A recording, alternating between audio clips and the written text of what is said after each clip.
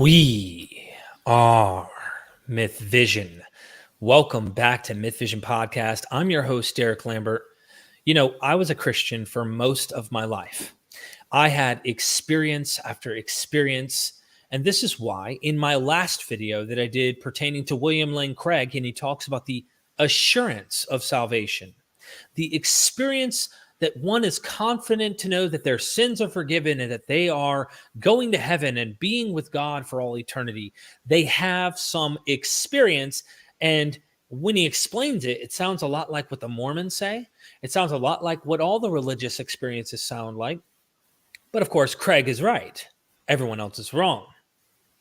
Now, I say that to say I have had countless experiences while in my religious upbringing in Christianity. And I thought God's presence was with me. Many times I thought he's right here with me. And I felt like this was true. It was only as time went by and I was somehow, through my deconversion process, willing to examine my own position. And along the way with my addiction to drugs, did I start to internalize and realize, is there a scientific explanation that makes better sense than the supernatural explanation? Today, I have a special guest. And with that, I will introduce Dr. John Wathey. Welcome to Myth Vision. Thank you for having me. It's great to be here. I'm excited. I know your presentation today is going to blow the minds of many. And there's probably things you added to it since the last time your presentation that you sent me. I don't know. I'll just follow you on that. I want to let everybody know your nickname is Jack. I put Jack on the thumbnail. Jack, John, either way, Dr. Wathey, I really appreciate your time. You blew my mind with that presentation, and I know you're going to continue to do so for others. So thank you for giving us your time today. Okay, great. It's a pleasure. Thank you. Let's do a plug here real quick. If you're interested in checking out his books, they are affordable. Go get The Illusion of God's Presence. I think, are we talking about this one specifically today? Yes. Excellent. That's the subject for today. Excellent. We do have one coming. And I'm telling you, you want to get the works. You're going to want to watch his other interviews. You're going to check this one out. I promise you, if you're watching now, you do not want to tune off.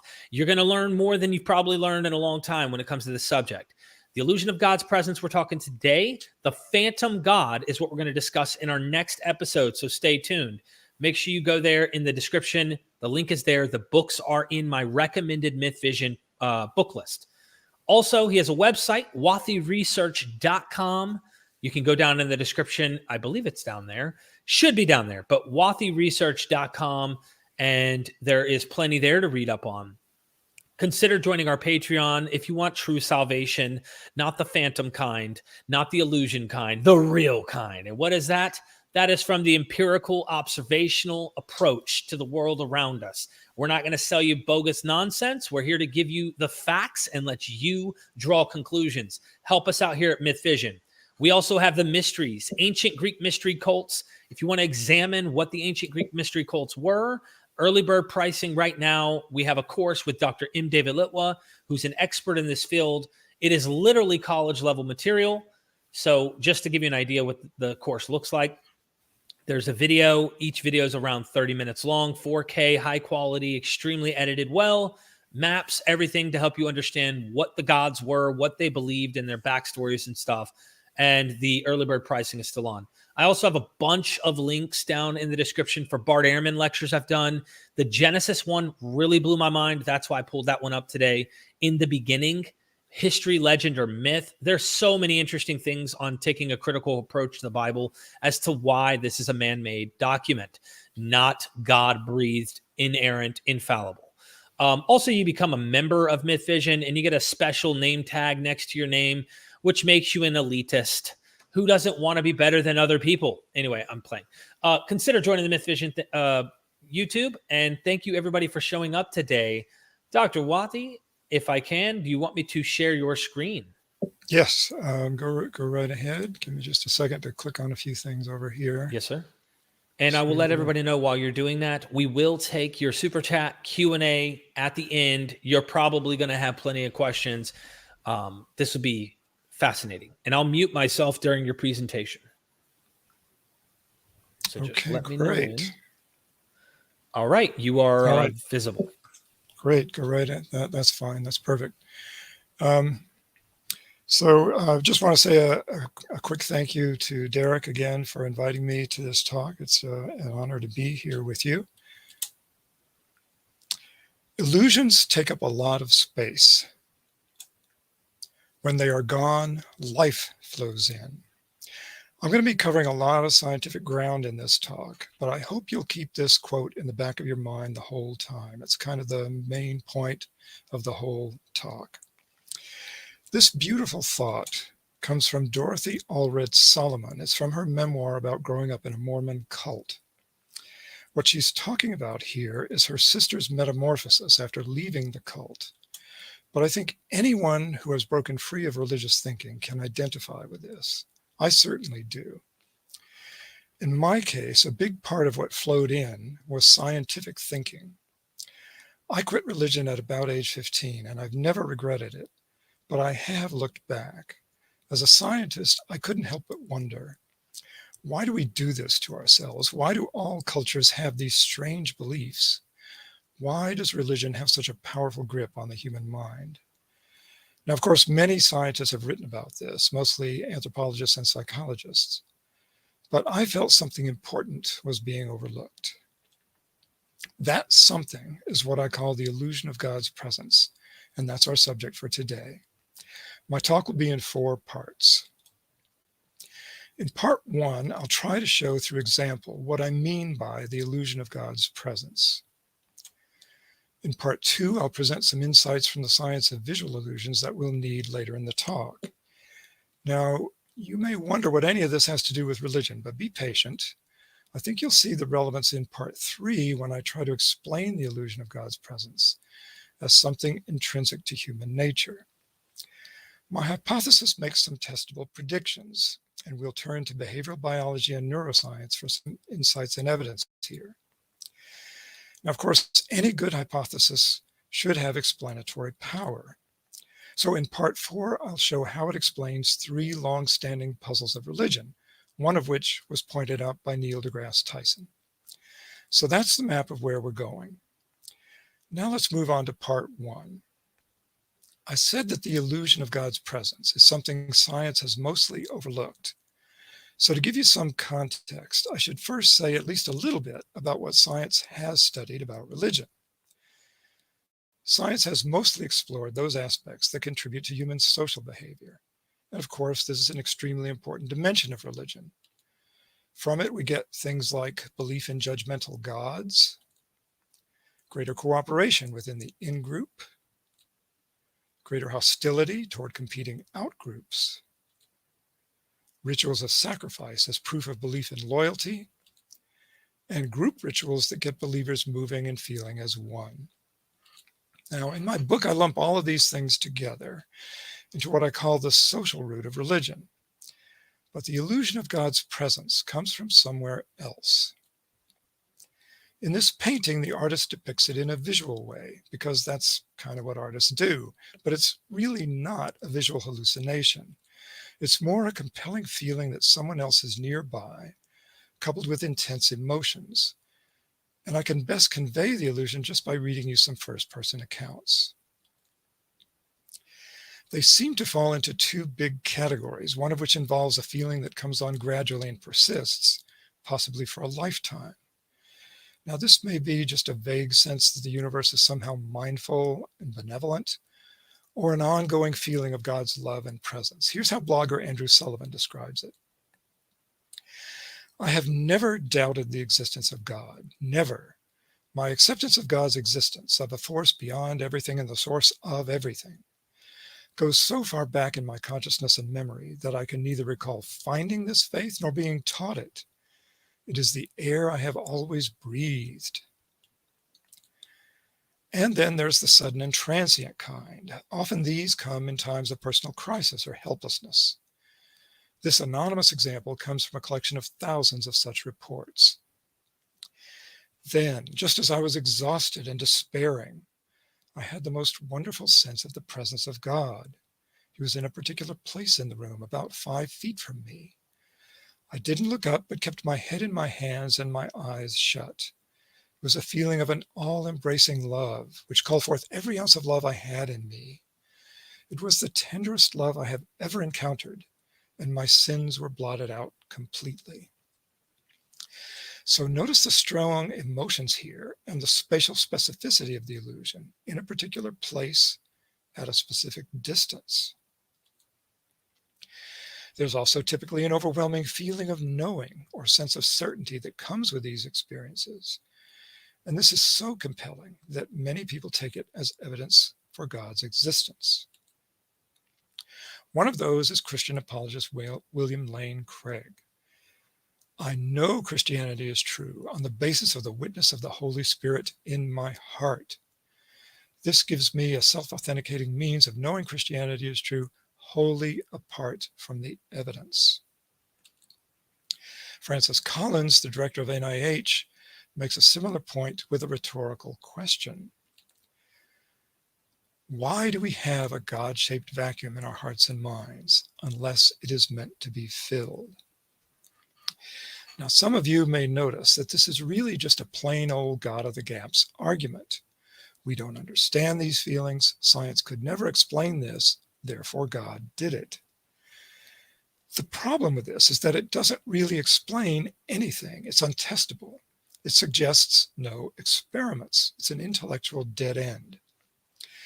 Now, I am not questioning the reality of the feelings. I've had those myself, but I just see them as a fascinating puzzle of human nature that cries out for a scientific explanation. We'll get to that in a few minutes, but first we need some insights from visual illusions. Illusions happen when a neural model differs from reality. In the Ames room illusion, the identical twins appear grossly different in size because the brain has an internal model of rectangular rooms with horizontal floors and parallel walls. Now, if you look into this room with both eyes, the illusion instantly vanishes because your depth perception reveals the true shape of the room, which is not rectangular. But as long as you look with only one eye, you see the illusion, even if you completely understand how it works. This is what psychologists call cognitive impenetrability. Our conscious understanding of the reality of the situation is not enough to penetrate the illusion. This illusion comes from a different neural model. Is this a meaningful image or just some random blobs and squiggles? Most of you will probably see only randomness here, but that's an illusion. The image as a whole really does have meaning, surprising and vivid meaning. But you could stare at it for hours and probably never see it, unless I do this. And for some of you, it will help if I make the image smaller, so I'll do that too. Now, I'm going to give you a few seconds to stare at this and think about it. Just see if you can identify anything meaningful in here. This is kind of an all or nothing experience. Either you can't make sense of it, or it just vividly snaps into your mind and you see it in a compelling way. And I'm assuming by now that some of you have detected that there's a face in this image.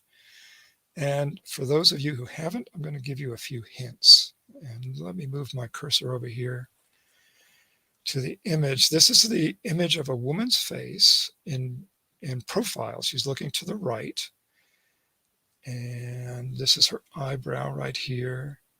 And down here below it is the eye. This is the outline of her nose, which is mostly in shadow. Her mouth is open in a vivid smile. And these are her lips right here. This is her chin, and her neck is there. So I'm hoping that that has made this visible for most of you. This thing is called a Mooney Phase, after psychologist Craig Mooney, who used images like these to study perception in the 1950s. It's a grossly impoverished image, stripped of all color, shades of gray, and most spatial detail. Now, when I had it upside down, I was making reality differ from your neural model of a face, which evidently expects faces to be upright. And even now that most of you can see the face, you'll probably lose that percept, or at least it will become much weaker if I turn it upside down again. And there are two important lessons here. One is that this is yet another example of cognitive impenetrability. We have trouble seeing the face in this image if it's upside down, even when we know it's there. But if we turn it right side up, our neural model fleshes out this stripped down picture, and we get a much more vivid percept of a face. And that's the second lesson. Perception comes not only from sensory input, but also from what the brain expects. And when the sensory input is impoverished, the expectations of the brain's internal models become much more important. Now, of course, if the image is not impoverished, it's easy to see upside down faces, and many of you will recognize this as Margaret Thatcher. Now, if you study these images carefully, you'll see some slight differences, but overall, they give the impression of being very similar, almost identical, and that is the illusion. Here's what they really look like. The only difference here is that the eyes and the mouth have been turned upside down in this image on the left, but that's enough to make her a hideous ghoul. And because Margaret Thatcher's face was the first one to be abused in this way, the illusion is named in her honor. What this tells us is that there's a special purpose circuit in the brain for the holistic processing of upright faces. And our perception of the normality of a face and its emotional impact are absolutely dependent on that circuit. We are utterly blind to the ghoulishness of Margaret Thatcher's altered face if it's upside down.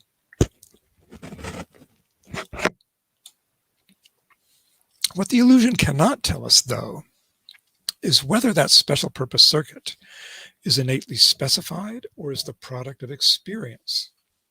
After all, we almost never see upside down faces. Maybe the brain is lousy at perceiving them because it just hasn't seen enough of them. So is holistic face perception innate or learned? Well, it turns out there's a way we can find out. Twin studies are the gold standard for teasing apart innate versus learned aspects of perception. Identical twins share 100% of their genes, but fraternal twins only 50% on average. So if identical twins are significantly more alike in their face perception abilities than our fraternal twins, then that's compelling evidence of a genetic contribution. Now, to be able to do a twin study like this, we need tests of face perception that give us numbers, and luckily there are some. I don't have time to explain these, but all you really need to know is that these are sensitive tests of holistic face perception that give numerical scores. The twin study found a strong genetic contribution to holistic face perception. About a third of the variance across individuals comes from genetic factors. We even know where this circuit is in the brain because damage to the fusiform gyrus, shown here in red, causes profound face blindness or prosopagnosia. And it's not the whole area in red here that matters for face processing. If you damage just these two little red spots called the fusiform face area, that's enough to give you face blindness. Now, it's a little misleading to call it face blindness because people who have it can still tell you they're seeing a face if you show them a picture of a face. But what they cannot do is tell you whose face it is, even if it's a famous person or a close family member. Also, the deficit is permanent. No other part of the brain can learn to take over the role of a damaged fusiform face area. The astonishing thing, though, is that the face blindness is permanent, even if the damage happens in a 1-day-old infant. This paper I'm citing here describes a teenage boy who suffered a stroke that destroyed the fusiform face area when he was 1 day old. He had profound and permanent face blindness, but his recognition of non-face objects was more or less normal, and that's fairly typical of this face blindness syndrome. But what's astonishing about this case is that infancy is the time when the brain is most plastic, when the function lost to local damage can often be taken over by some other area of cortex, but not if the damage is in the fusiform face area. What this means is that the fusiform face area is an extremely brittle, single-purpose, innately specified circuit for which no other part of the brain can substitute. Despite the fact that this thing is a learning machine, the whole purpose of the fusiform face area is to learn to recognize thousands of individual faces over the course of a person's lifetime. So it's not like there's no synaptic plasticity going on in this thing. It's extremely plastic. All it does is learning. That's what it's for. But it's a highly specialized kind of learning, and that's the point I'm trying to get across here. Highly specialized learning of this kind requires a foundation of innate knowledge. And that insight suggests an interesting question. Can a newborn infant use any of this innate knowledge about faces? Well, it turns out that they can and do. Newborn infants have some holistic face perception ability. They spend more time looking at an upright Mooney face than one that's upside down.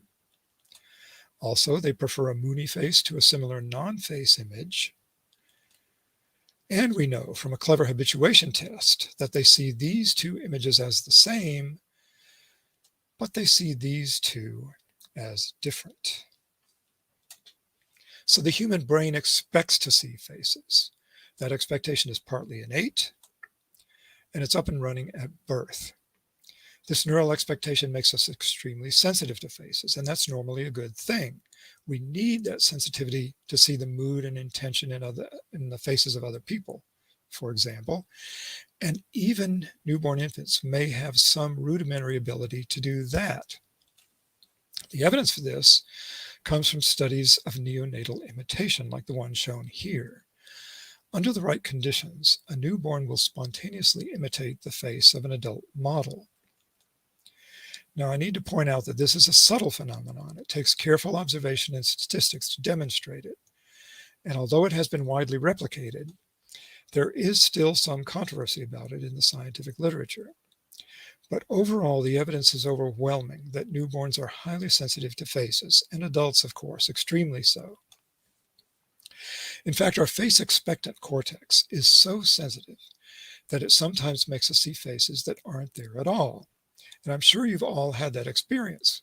We see faces in the clouds, in trees, rocks, shadows. We can see faces almost anywhere. Here's one of my favorite examples. This is the famous face on Mars, photographed by the Viking 1 orbiter in 1976.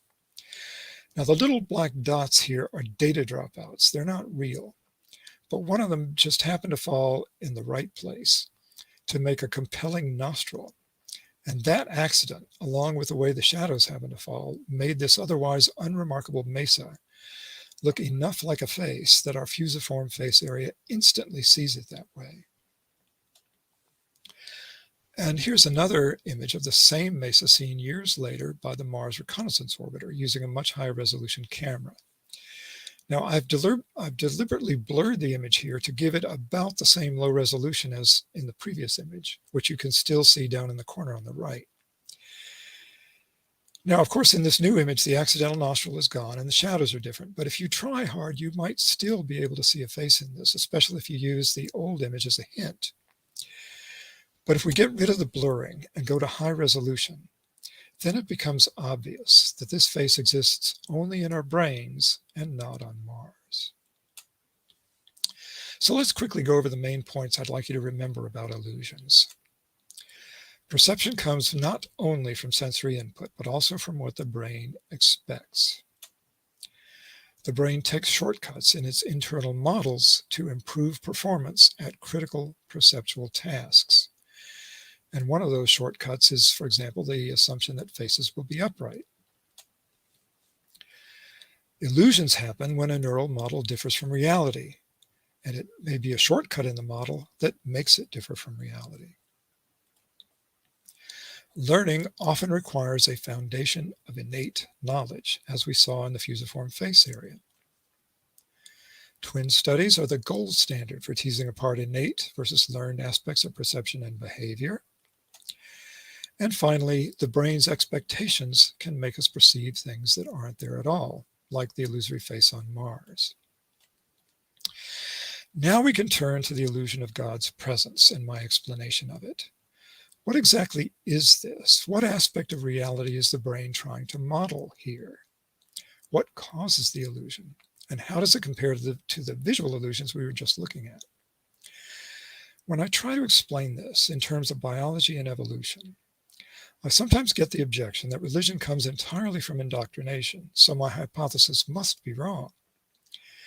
Let's get this out of the way first. There are two lines of evidence that biology is partly a biological thing. One is the observation from anthropology that religion is a cultural universal, and the other comes from twin studies, our gold standard, which find that religiousness is significantly heritable. Roughly half the variance in religiousness across individuals comes from genetic factors. But if religion is partly a product of evolution, then why would natural selection favor this? Well, my short answer is that it doesn't. It favors something else that makes us vulnerable to this illusion. I think there's a completely natural explanation for the illusion of God's presence, one that has to do with the peculiar constraints of human infancy. I think the neonatal brain is expecting something godlike, but that something isn't God. And we can see a hint of what it really is expecting in the Monroe Reflex. This is an infantile startle reflex. It's thought to be a vestige of our primate ancestors. As infants, they would cling to their mother's fur, and whenever they were jostled or startled, they had to reflexively reach out and grab on tight. I think you'll agree it bears a striking resemblance to Pentecostal prayer. This is just one of many examples of what I call the infantile or neonatal root of religion, which I believe explains the illusion of God's presence. In contrast to the social root, the neonatal root of religion is characterized by belief in a God of unconditional love, maternal compassion and caring, infantilism in religious feeling and ritual, intense spiritual longing, and the illusion of God's presence. This kind of religiousness appears to be a byproduct of selective pressures for the survival of helpless infants. And I formalize this idea as a hypothesis that has three parts. Part one is that a newborn infant has an innate neural model of its mother. Now, this is not a detailed image of a specific person, but only a sense of the existence of some vague and amorphous primordial savior out there somewhere. And here are the essential elements of this model as I conceive it. A newborn infant knows that its mother exists, that she knows how to help the infant, that she's able to help, wants to help, and will help when she hears crying. Now, there's a bit more to it than that. There's also some physiologically critical information about the mother providing nourishment through nipples that can be recognized by scent and touch and taste, about her having a melodic voice, a feminine pitch, and about her having a face and some rough idea of what a face is and what it looks like. And on the left here, you can see what a mother's face does look like to a newborn, with its still developing visual system. This is an impoverished image, sort of like what we just saw in a Mooney Phase. So you can see how it would be helpful for infants to have some innate capacity for holistic face processing. Well, I am suggesting they have more than that, especially in the cortex that will ultimately support social behavior in adulthood. But in infancy, it supports attachment to mom, the primordial savior. So that's part one of the hypothesis. Part two is that the circuitry that implements this innate model of the mother persists into adulthood, but normally lies dormant. And part three is that the existence of this circuitry in the adult can give rise to the illusory feeling of a loving presence, especially though not necessarily, under conditions that mimic the helplessness of infancy. These feelings are often interpreted in religious terms because a crude mother-shaped vacuum is easily misperceived as a God-shaped vacuum. This hypothesis is consistent with what we know about the newborns and hatchlings of many vertebrate species. Having some kind of innate knowledge is the rule, not the exception. A good example are the herring gull chicks studied by Nico Tinbergen. They have an innate visual model of the parent's head and bill, especially that prominent red spot near the tip. They peck at that spot to solicit feeding, and newly hatched chicks will do this without any prior experience. Tinbergen found that the chicks would also peck at artificial models of the bill, and if he exaggerated thinness, redness, and contrast near the tip, he could make a stimulus that was even more effective than the natural one. This is a classic example of what ethologists call a supernormal stimulus. In much the same way, I am suggesting that God is a supernormal stimulus for the innate neural model of mother. God is a kind of superparent who answers prayers, is perfectly loving, omnipotent, and omniscient. These exaggerated attributes excite that crude model of a mother even better than a real mother does. And when it's excited, the innate certainty of the mother's existence feeds the certainty of God's existence and the illusion of his or her sensed presence. Another useful metaphor here is the illusory phantom limb of the amputee. The phantom limb happens because the brain of an amputee expects the missing limb to be there, and that neural expectation creates the illusion. The patient's conscious knowledge that it's an illusion doesn't make it go away. I really like this metaphor because if you combine it with the previous one, you get a nice, catchy phrase. In the light of biology, the God of unconditional love is a supernormal phantom, not a supernatural spirit. God is a supernormal stimulus in the ethological sense to the innate model of mother, and God's presence is a phantom sensation in the neurological sense, because the innate model expects a primordial savior to be there, just as the brain of the amputee expects the missing limb to be there. And this similarity of the phantom limb and the sensed presence is more than just a metaphor. Both the phantom limb and the sensed presence are illusions of embodiment, one's own in the case of a phantom limb, or someone else's in the case of a sensed presence. There's an interesting part of the brain called the temporoparietal junction that's involved in both of these illusions. I think this is likely to be one of several places in the brain where the innate model of mother is implemented, but it's not the whole thing. If you stimulate this area with electric current, the subject may experience the illusion of a sensed presence, though seldom with any kind of religious interpretation. The spatial and the personal aspects of it are there, but the divine love usually is not. Those feelings of divine love may, however, come from this place. This is the orbitofrontal cortex, which I think is also likely to be an essential part of the innate model of mother. It's on the underside of the frontal lobes just above the eyes. Now, of course, it's what the orbitofrontal cortex does that makes it interesting. In monkeys, we know it's important for reinforcement learning. Neurons in the orbitofrontal cortex learn to become excited by a previously neutral stimulus, like, for example, a green triangle on a computer screen. But that only happens if the triangle is paired with a tasty treat. The tasty treat is called a primary reinforcer because it is innately rewarding, and the triangle becomes a secondary reinforcer only with learning. And by the way, the encoding of primary reinforcers in this part of the brain appears to be yet another example where innate knowledge is an essential foundation for learning. Now, we also know from neural imaging experiments that the orbitofrontal cortex is specifically activated in human parents when they see infants. and in infants when they hear their mother's voice. Now, of course, it's this last finding and others similar to it that are most relevant to my hypothesis of the innate model of the mother. But all three of these things together strongly suggest that the innate model of the mother, or at least the part of it that's in orbitofrontal cortex, can be thought of as the set of primary reinforcers needed for learning human social behavior.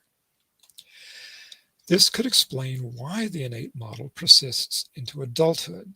It persists because it's an innate foundation for learning. Primary reinforcers like gentle touch, a smiling face, an affectionate tone of voice, all of these are innately rewarding and drive us to connect with others, not only in infancy, but throughout life. Now, the most compelling evidence for this is that damage to the orbitofrontal cortex in humans causes acquired sociopathy. Now, in this syndrome, cognitive abilities are normal. Things like memory, language, math skills, logical reasoning, all of that stuff is fine. The problem is these patients can't feel the emotional consequences of reward and punishment. They lack gut feelings. Also, they can't anticipate how their actions affect others, so they are devoid of empathy. And because of these deficits, they make terrible decisions, though not usually rising to the level of criminality. But, for example, they lose their jobs, they make stupid investments, they go bankrupt, they get divorced, they marry prostitutes. In short, their lives fall apart. Interestingly, though, this syndrome is most severe when the damage occurs in infancy. As children, these patients are disruptive and impulsive in school. They're always getting in trouble for pathological lying, aggression, and stealing. They have poor hygiene and bizarre diets. They practice careless sex starting in their early teen years, and they make dangerously negligent parents. What this tells us is that the orbitofrontal cortex is an extremely brittle, innately specified circuit for which no other part of the brain can substitute. Well, this should sound a little familiar. We have seen this movie before. This is just the kind of thing we saw in the fusiform face area. And like the fusiform face area, this innately specified thing is a learning machine. Well, this is all very fascinating and says a lot about my hypothetical innate model of the mother. But does the orbitofrontal cortex have anything to do with feeling God's presence? It should, if my hypothesis is right. But unfortunately, that's kind of a difficult experiment to do. Ideally, you'd like to scan the brains of people in that critical moment when they're having the sudden and intense kind of feeling of God's presence. But that's a little hard to summon on demand. And yet, if there's anyone who could do it or come close to doing it, it would surely be these people, the Carmelite nuns of Montreal. They spend much of their time seeking closeness to God. And this image here comes from their website, where it had the caption, "God lives, I stand in his presence." Well, luckily, Montreal also has some neuroscientists, and 2 of them persuaded 15 Carmelite nuns to be subjects in a brain scanning experiment. Their neural activity in a mystical state was compared to that in a baseline condition, resting with their eyes closed. Now, in the mystical condition, the subjects were asked to remember and relive with their eyes closed the most intense mystical experience ever felt in their lives as members of the Carmelite order. And to give you some clue about what kind of mystical experience we're talking about here, I'd like to read you a direct quote from the paper. During the qualitative interviews conducted at the end of the experiment, several subjects mentioned that during the mystical condition, they felt the presence of God, his unconditional and infinite love, as well as plenitude and peace. Well, that's pretty good. That sounds a lot like what we're interested in. So, what was happening in the brain during all of this? The paper listed 14 brain areas specifically active in the mystical condition relative to baseline. but I will just show you the top 5. And at the very top of the list, the most active is the orbitofrontal cortex. So that's encouraging. Now, I don't have a specific interpretation for the next one, the middle temporal area. But the last 3 in the list here, the inferior and superior parietal lobules, are either in or near the temporoparietal junction. That's the area that handles embodiment, where direct stimulation can sometimes elicit the illusion of a sensed presence. Now, I want to stress that all of this is merely suggestive. It does not prove my hypothesis, but it is at least consistent with it. Okay, let's go over the main points from this part of the talk. Religion is partly a biological thing. There's a neonatal root of religion that science has largely overlooked. God's presence is an illusion in high-order association cortex that retains an innate model of mother. In the light of ethology and neuroscience, God is a supernormal phantom, not a supernatural spirit. And finally, the hypothesis of the innate model of mother leads to testable predictions. And we saw evidence for one of them in the orbitofrontal cortex. Now, a good hypothesis may also explain some long-standing puzzles, and we have time to look at 3. Puzzle number 1. Why is God two-faced? Why do believers tell you their God will damn you to hell, yet in the same breath insist that he loves you unconditionally? Well, you probably already know my answer. They are blind to this blatant contradiction because of powerful intuitions from the social and neonatal roots of religion, which tell them that both descriptions of God must be true. Now, if I'm right about this, if these really are the dominant sources of religious emotion, then this insight implies, the insight applies to more than just the two-faced God. It means that religion is in some fundamental sense two-dimensional. If we mix the social and neonatal ingredients in the right proportions, we should be able to cook up just about any kind of religiousness there is. Or more precisely, if we could measure how much a person's belief comes from the social and neonatal components, then we could plot anyone in this space. Now, in my book, I include a rough draft of a psychometric test that tries to do exactly that. The latest version has 44 items that assess the 10 qualities in these 2 lists. Each item is a statement that probes one of these aspects of religiousness, and respondents indicate their level of agreement. And for a statement like this one, teachers should lead prayer in public schools. The standard way of indicating level of agreement works just fine. And I'm sure you've all seen tests like this, where you indicate on a scale how much you agree with the statement. But what about this one? God will never abandon me. The statement assumes that God exists and probes absolute trust in that God. So for an atheist like me, this is kind of confusing. If I say I disagree, I seem to be saying, okay, there is a God, but I just don't trust him. It's almost like being asked, have you stopped beating your wife? So to avoid this kind of confusion, I include one more option for those who feel the statement just doesn't apply to them. Okay, so now you've seen what the items look like, but I'd like to show you just a few more to give you a feel for what's really being measured in this test. Let's start with the social dimension, and we'll take a look at some items that probe divine judgment. For example, God rewards the righteous and punishes the wicked. Hell is a real place where sinners and unbelievers are punished. At times I have been fearful of God's wrath. In probing sacrifice, we get things like people who don't contribute money at religious services should stop coming. I would gladly give my life to defend my faith. And I would rather my child die than lose his or her faith in God. Now, the first one in this list seems pretty tame compared to the other 2. And the last one is so extreme, you might think that no parent could possibly feel that way. But I assure you, there are some who do. That's an almost verbatim quote from a Christian mother.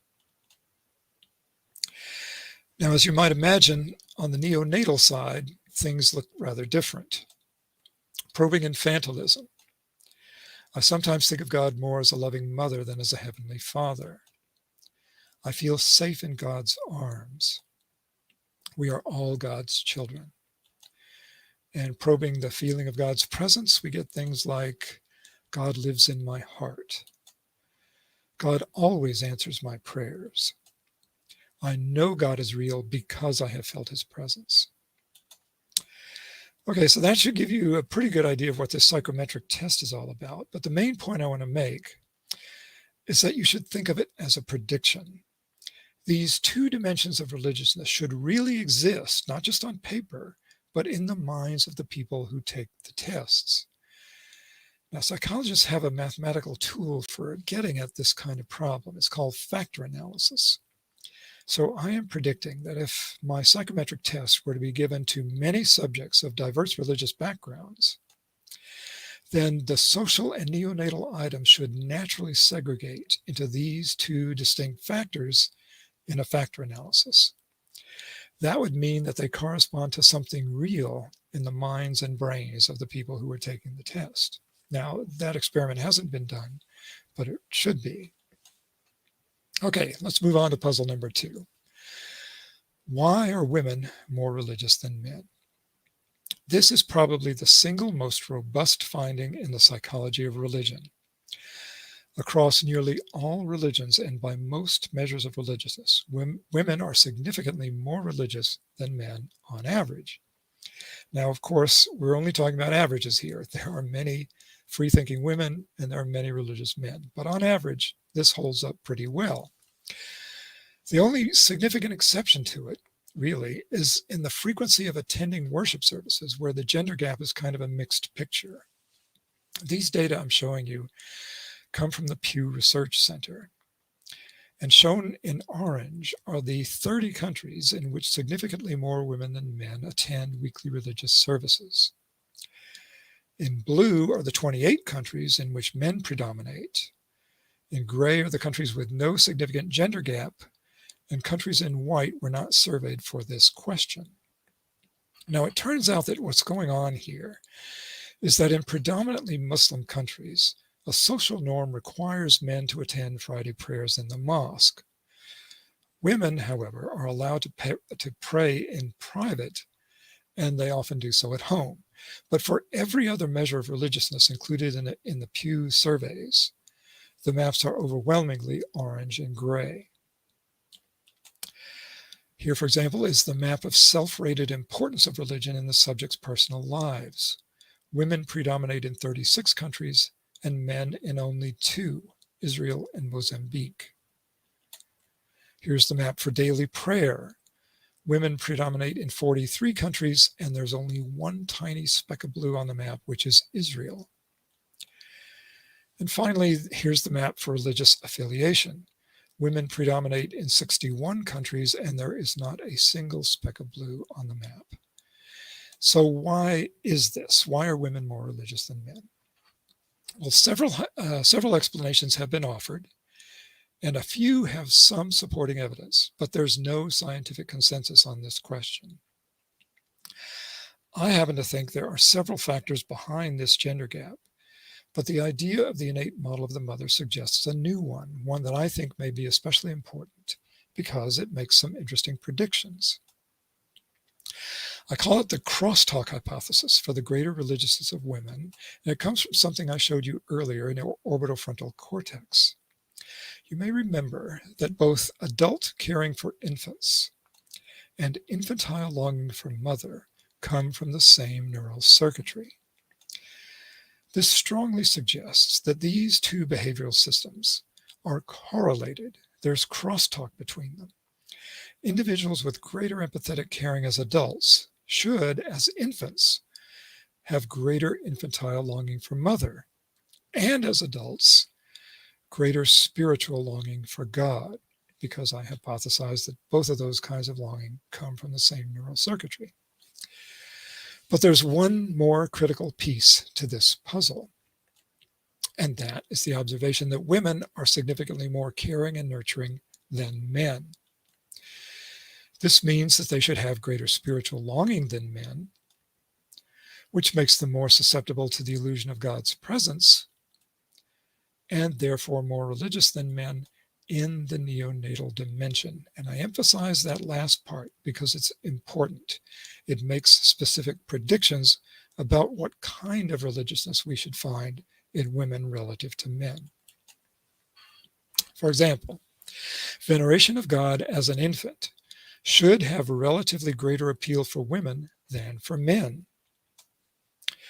On average, women will score higher on the neonatal dimension relative to the social than men. And greater nurturance or empathetic caring as a personality trait should correlate with greater religiousness of the neonatal kind, independent of gender. And I think we can see a good example of this in Francis Collins. He became a Christian early in his career as a physician caring for cancer patients.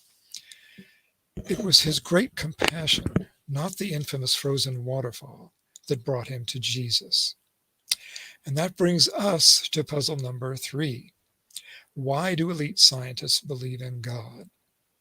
Years ago, Neil deGrasse Tyson pointed to this puzzle and said there's something else going on, something nobody seems to be talking about, something mysterious and alluring that religion can, something mysterious and alluring about religion that can seduce even the most brilliant of scientific minds. He cited these data from a paper in Nature. As of the late 1990s, about 90% of the American public believed in a personal God who answers prayer. For American scientists, however, that number is lower, only about 40%. But when you look at elite scientists, members of the National Academy of Sciences, 93% of them reject belief in a personal God. That was the message of the paper. But Neil's point was that the authors had missed the most exciting and puzzling thing in their data. Namely, why isn't this number 0? Religiosity drops off. Excuse me just a second. Somehow my slides have changed radically. Hang on. No worries, no worries. Just so everybody knows, we're getting there. We're almost toward the end. Feel free to super chat your questions if you'd like. Let me see if I can get back here. It seems to have stopped sharing my screen somehow. I see your screen. I just don't see the PowerPoint. Okay, hang on just a second. Let me see what's going on over here in PowerPoint. Sorry about this, folks. Oh, you're fine. Let's see. I'm going to stop sharing and start sharing again. Start it again. Absolutely. I appreciate the support, everybody who's already shown it. This is a fascinating topic, and I look forward to seeing where Q&A goes because there's all sorts of stuff to uncover and kind of pick at. Okay, now we're just about there. Somehow maybe it's this might be a hardware problem with my second screen. Hang on here. Let's see. We're so close to being done too. Let's see.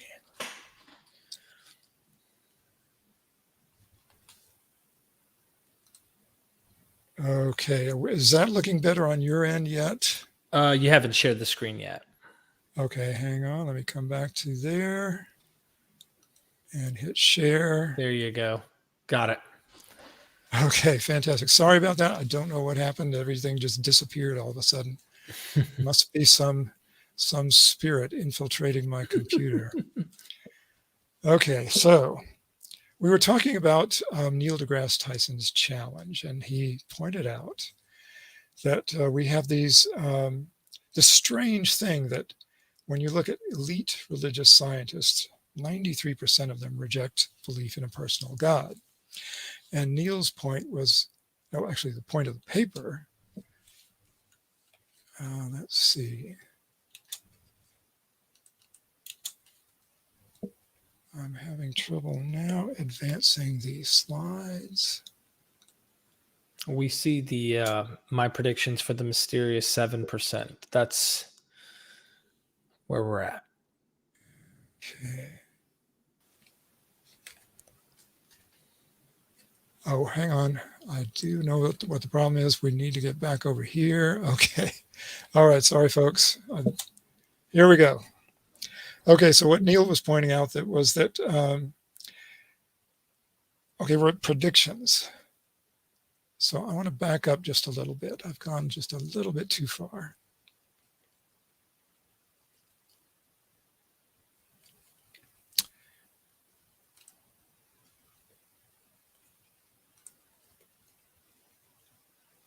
Yeah, I've gone a few slides too far. Hang on.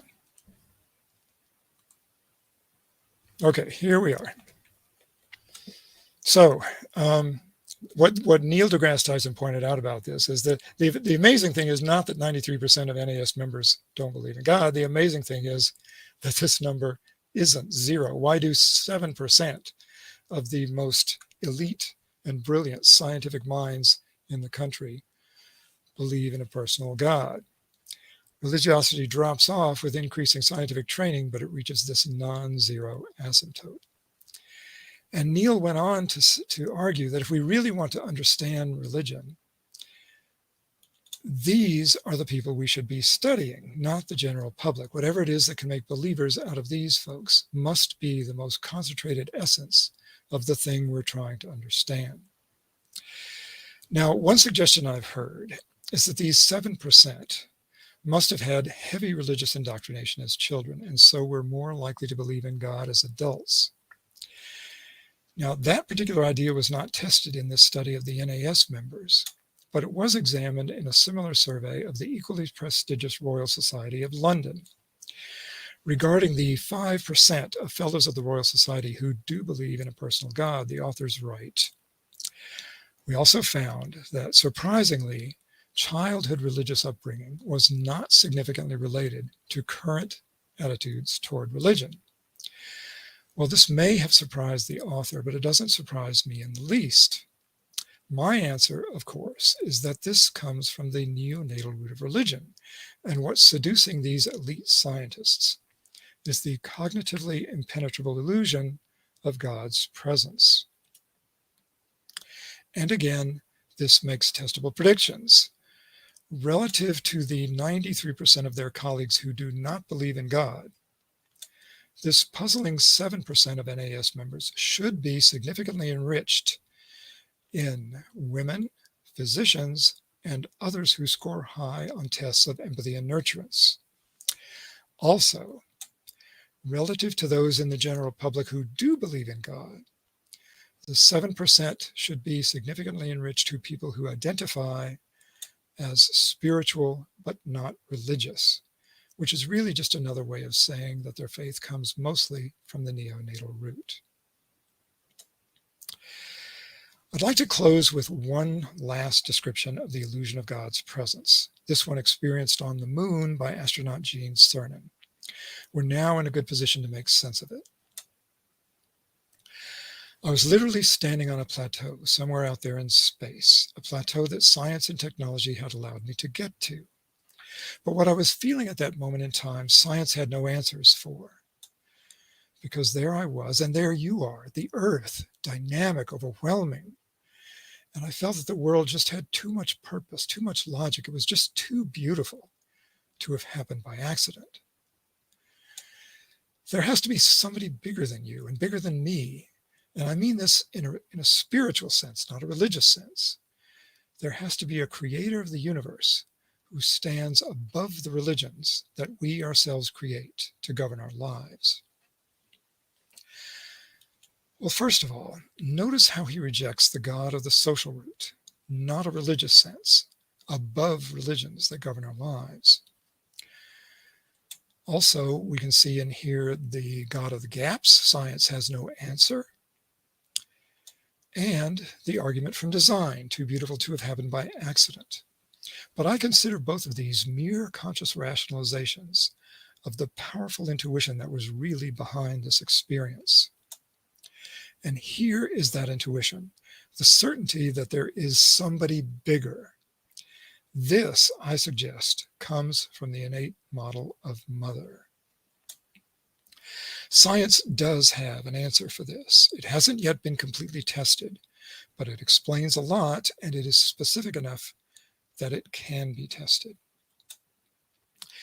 You can learn more about all of this at my website, watheyresearch.com, and of course, even more in my book, The Illusion of God's Presence.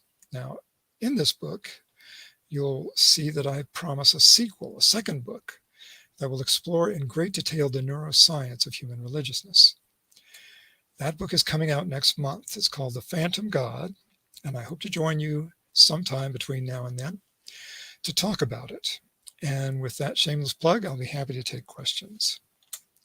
And give me just a second, and I'll stop sharing the screen and try to get us back to normal. Yes, I can't wait to interview you on that second book. For So sure. Are we back? Does the screen look okay to you? Yeah. Okay, we're back. Can you see me? Yes, I can see you. If you can see me, I think we're good. Excellent. Yes. In fact, a lot of what you described in this presentation, like just my experience alone and my trying to be observant of my the things you describe about presence and experience and thinking in a natural way of trying to get at what's going on here. A lot of this stuff is like the words I've been trying to express, but didn't have the science to really say like what it was. But I already kind of had an intuition, if you will, that taking a natural approach, there is an explanation, and exactly how that is, what it is the difficult problem. It's like being able to express the things you described here about God and the presence of things, my experiences, because I honestly have felt it's like, there's a friend of mine who has a YouTube channel called Rationality Rules. He's an atheist. He's a philosopher type, he's autodidact. He's learned a lot in his research, and he, used the term narcissistic in the same sense that Sam Harris does towards William Lane Craig. And I feel that I relate to that kind of rhetoric, because it's almost like people like William Lane Craig or others act like I've never experienced the presence of God. All of the language that they use and describe, I know exactly what they're saying. I have experienced it. And the funny thing is, since becoming an atheist, I still experience these experiences. I don't need Jesus. Yeah. And it's like, you act like you have the monopoly on what this is. And no, it is a natural phenomenon that we have innate. So I just wanted to say that before we get into Q&A, that your presentation makes a lot of sense. You're not suggesting it's totally biological, that biology plays a significant role into religion.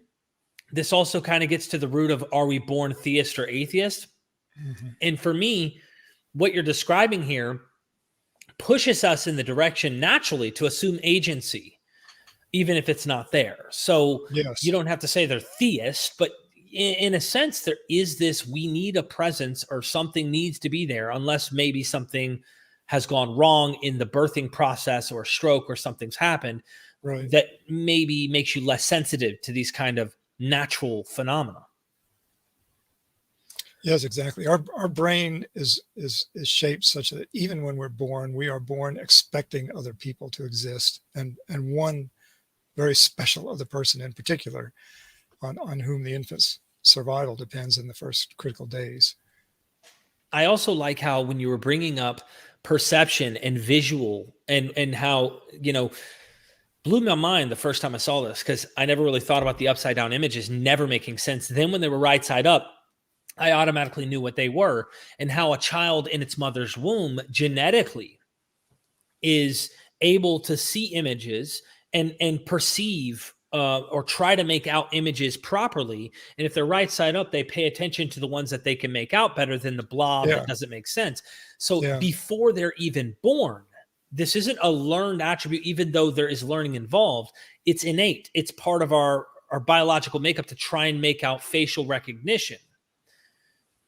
And I Yeah, imagine, oh, sorry, go ahead. I was just going to interject. One of the most dramatic examples of that, of the way the brain is shaped innately, can actually be detected in the brains of a fetus in the third trimester, close to birth, but not even born yet, where it's possible to detect what's called evoked potentials, or actually they use magnetic fields to do this. You can get better results with magnetic fields. You can measure neural activity in the speech cortex of a basically a premature infant or a fetus still in the womb, able to discriminate human speech phonemes. So their speech cortex is already prepared to make fine discriminations between subtly different human speech phonemes.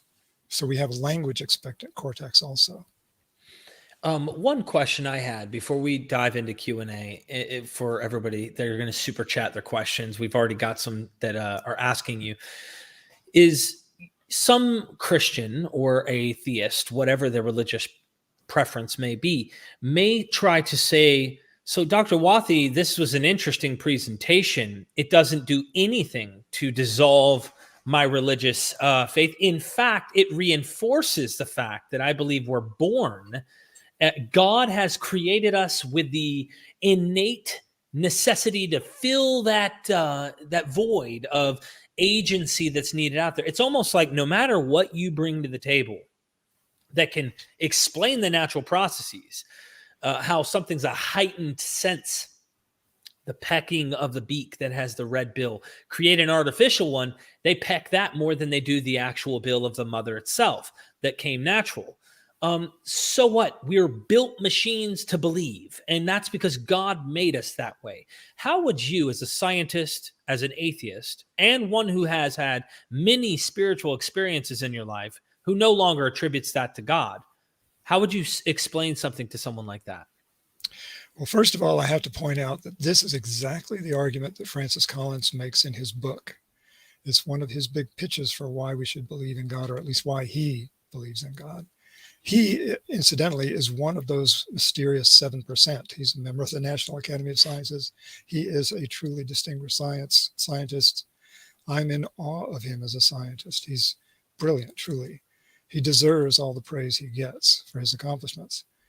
But he's been tricked here by this cognitively impenetrable illusion, I think. That's my interpretation. What I would say to him, if I had the chance to talk with him, is first of all, he's going off the rails of the scientific method when he does this.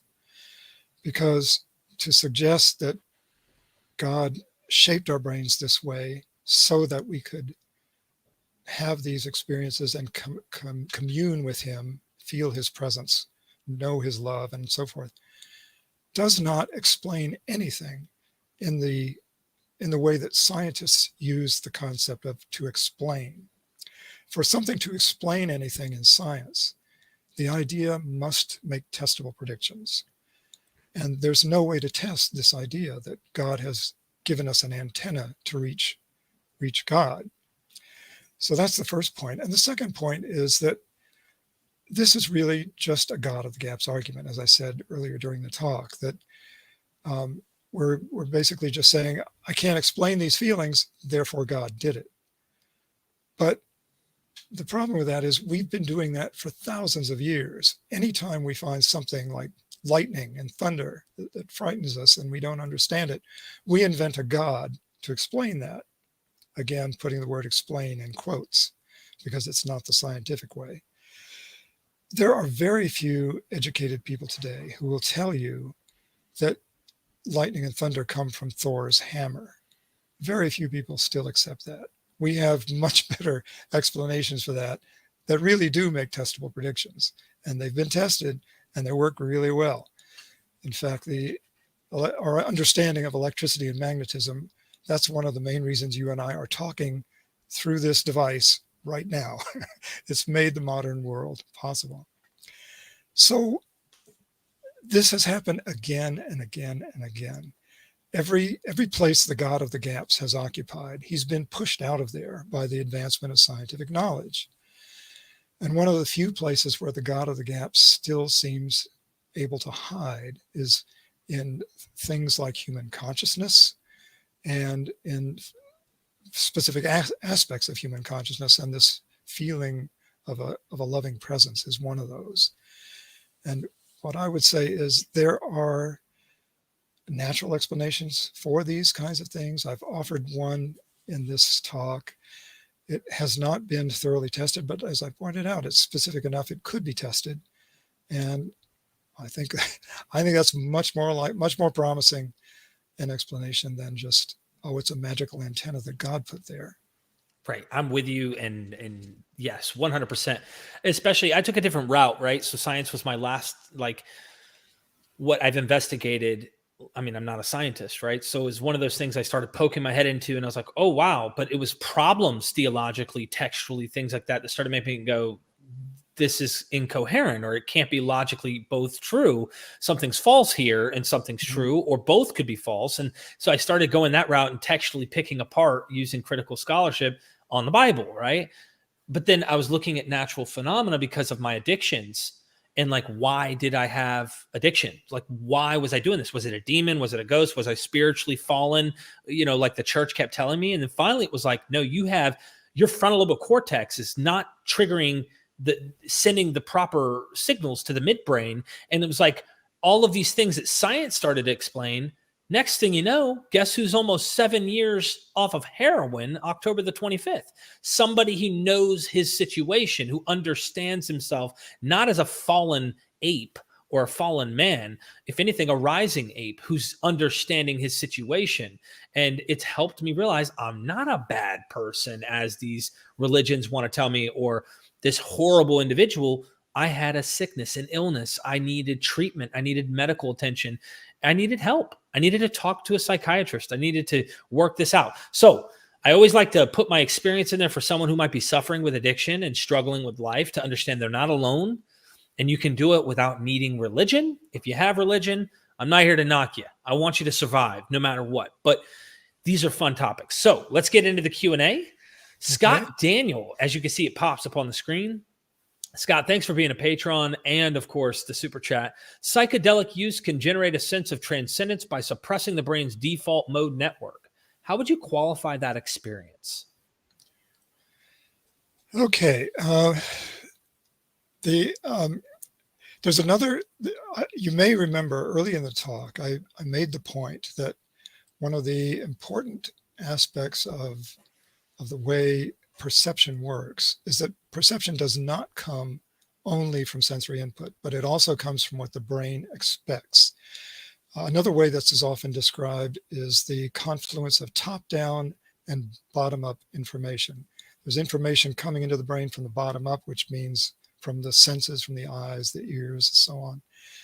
But also there's information flowing from the top down, from the highest cognitive centers and memory areas down into the sort of the middle ground where the two converge in higher order association cortex and where perception happens. So that's just by way of introduction to this idea, which is that when you're taking hallucinogenic drugs, or so-called psychedelic drugs, what's happening there is that the drug is somehow interfering or altering the way these two streams of information merge in the brain. They tend to sort of tone down or turn or blank out, fade out, reduce in some way the importance of the sensory input, and crank up the importance of the top-down information, what the brain is expecting. And what the brain is expecting is often not conscious. There's a lot going on in your unconscious mind, the unconscious parts of the brain, where expectations are just sort of simmering below your conscious awareness.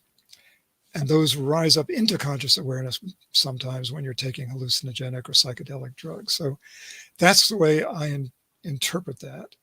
And of course, if you're in a situation where you're in a situation of emotional stress, personal crisis, a feeling of helplessness, if you feel the need for help from someone, and especially if you're in a situation where your senses are deprived, where you're not only maybe taking a psychedelic drug, but you may have your eyes closed, or you may be alone, isolated somewhere. Then you're in this kind of separate sensory deprivation environment. That also shifts the balance towards the information flow from the top down. That's when you're very susceptible to this kind of illusion that there's some other being, some other person, some loving presence right next to you that you could reach out to for help. That's what comes to mind. It reminds me of Joe Rogan always talk about these beings and like every psychedelic trip that they get into. I've done psychedelics, so I know this experience that they're describing, but I've always thought it was a phenomenon, something in the brain. I mean, it's a powerful tool. And anyway, it's a fun, interesting topic. Good question. Constellation Pegasus, I'll drop this once we read it because it covers our faces. I got a temporary English version illustrated learning Bible, and it states the Hebrews thought the sky was a solid dome. That's incredible. You need to do a special in-depth show on Genesis teaching a flat earth and dome cosmology, Derek. My CEV says it's true. I am actually going to be doing a show with Dr. Joshua Bowen, Dr. Kip Davis, and Aaron Adair, who's a scientist as well. And we're going to be picking on Mike Winger, the pastor who is defending the Bible, of course, and talking about this issue. And we're going to show what the ancient Near East actually thought about these things, and how even at times, this is what Aaron Adair said to me in private chat. I know he won't mind me leaking this. There are times in the biblical history of writing where the Greeks already knew better about certain cosmology issues, and the Bible doubled down when they could have gone with the Greeks on a better understanding of the cosmology. So the Bible doubles down on error in many places. So we're gonna help educate the world to see the man-made yet still interesting mythology, legend, history, and all the above mixed into this literature, so people can read it for what it is and not misconstrue it and make people fanatics, as we see happen all too often in America and all across the world. Constellation Pegasus is back again. I would also like to see a special show on dating the solar system and Earth. It irritates me to no end how Christianity can say the Earth and man is 6,000 years old. It's beyond pathetic that can be brought up anymore. Do you know any scientists yourself that might be a good choice that you could connect with me afterwards, maybe help with this? Or I'm not sure if I'm the best person to connect you with him, but it would be worth looking into a connection with Ken Miller. He's at Brown University. Ken Miller. He's a Catholic, by the way. Very interesting person. Still a believer, as far as I know. Every once in a while, I've read a comment from him in something he's written that suggests he may be, a little skeptical of his own beliefs, but he's still a committed Catholic, as far as I know. Okay. He wrote a book aimed at his fellow Christians about evolution. And I think it's called something like Finding Darwin's God or something like that. But look up Ken Miller. He has a lot of interesting things to say. And his point, of course, is that what brought him to mind is one of the things he does is he goes through all the evidence for the age of the Earth, because young Earth creationism is a big deal, and he does a lot to shoot that down. And one of the things is to go through all of the geologic as well as biological evidence for the age of the Earth. He's the first person who comes to mind in that regard. I'd love to.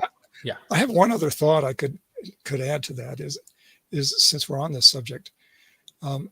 In my first book, I included a little appendix that tries to do the same thing that Ken Miller tries to do. You're talking about the God's presence one? Yeah, the illusion of God's presence. I have an appendix at the end of the book, which is it's about evolution. It's my attempt to introduce somebody who's been sort of indoctrinated with the idea of young Earth creationism, and try to just explain to them in a few pages the essence of what evolution really is, because most people who've had that indoctrination have completely crazy ideas about what evolution even says. They don't understand what the scientists say about it. So Right. I talk about that in there. And one of the examples I use, one little metaphor I put in there is that there's something special about creation of humans. Nobody pickets school boards to protest the teaching of optics in the explanation of rainbows, right? But there's a biblical passage that explains rainbows. Rainbows come from God's promise never to drown the world again. But for some reason, that doesn't bother the Christians. They don't protest the fact that we teach the optical basis of rainbows in public schools. And the reason they don't is that it's this role of God as our personal creator that really matters to us. That's what really gets our emotions worked up. Oh, there's something good. I always bring this up because it's kind of like my Bible right now. And it's this book, God and Anatomy, Francesca Stavrakopoulou. She goes in and points out God is corporeal, has a body. In fact, there's multiple chapters devoted to God's penis. And I mean, she is showing you God's nudity, right? Because God likes to flex. The rainbow also is a euphemism, she said, for God's penis in the sky. So anyway, I have to emphasize that because we can point this out and it won't matter, especially when a Christian's perception philosophically is God is outside space and time and is this mind or being, like totally devoid of the biblical precedence for this being a God with a body who's just like an enhanced large human, a king, a literal king who sits on a throne, who has a council of other gods, all of that kind of stuff. They kind of ignore it because it's like, well, that's not my God. And then they go into the interpretation, because at that point you can approach the Bible with any kind of model and find a way to bend words to fit your paradigm. Slavery isn't slavery. Oh, it doesn't mean that. And anyway, that's the problem when you get into theology and stuff. But yeah, I appreciate you mentioning that. Constellation Pegasus, physics coupled with information like this stamp out any webs in the back of your head. Science is good for us. You want to comment on this super chat? Well, what I would say to that is to echo a point you made earlier about how your reliance on belief in God as your savior didn't end up helping you all that much when you were struggling with addiction. But coming to some naturalistic understanding of what addiction is, that it's a medical problem and that maybe talking to a psychiatrist would help, or a psychologist, so far it actually has helped. And that to me emphasizes a more general point, which is that having a good naturalistic grip, a good scientific grip on reality is good for human flourishing in general. I think individuals do better in their personal lives if they understand and can practice scientific skepticism in just everyday life. It makes you less vulnerable to being scammed by a con artist, for example. And now we see in our nation, at the level of our entire political structure, a serious threat. There are roughly a third of Americans still believe that the 2020 presidential election was stolen. Mm-hmm. Now, whether you're a conservative or a liberal, whether you're a Republican, Democrat, Independent, or anything else, that should frighten you, because that undermines the functioning of the core of American democracy. And the reason so many people, I think, the reason such a large number, tens of millions of Americans still believe this, is that they do not have a strong grip on reality. It's no accident that Donald Trump drew so heavily on white evangelical Christians for his support, that they make up a disproportionate number of his followers and believers. And I think it's no accident. They have been trained. They have been trained not to accept empirical evidence, but to deny it, to ignore it, to believe in the thing unseen. And so I think if they would stop watching Fox News for a little while and listen to other sources, if they would be a little skeptical of their own beliefs, which is a core principle of being a scientist, be skeptical of your own ideas, treat them with the most skepticism. If they could take on some of those ethics, our whole society would work better. I agree. Thank you for that response. Scott Duke says, yet another fascinating topic. Thanks, Derek. Thank you, Dr. Wathey. I appreciate your time. And Scott, appreciate that super chat. Thank you very much. I appreciate kind words like that always. Oh, yeah, you're fantastic. I know we're going to get a lot of people checking this out. Now, hopefully people will leave some comments. I'd like to hear discussion in the chat, even after this live stream. I wonder how many of these elite scientists are aware of the biblical failure of historical and textual examination. How much do they know about it? I'll try to answer that by reference to Francis Collins. He is an extremely literate person. I have no doubt that he's read the Bible cover to cover. I think he does not take it literally. He knows to take it as, at some level, as myth that has behind it, in his mind, some important, deep psychological or theological truth. So I think he would probably acknowledge that the Bible is not historically perfect or perfect in any way. It's not historically accurate. So why does he still call himself a Christian? Why does he still read the Bible and take portions of it very seriously?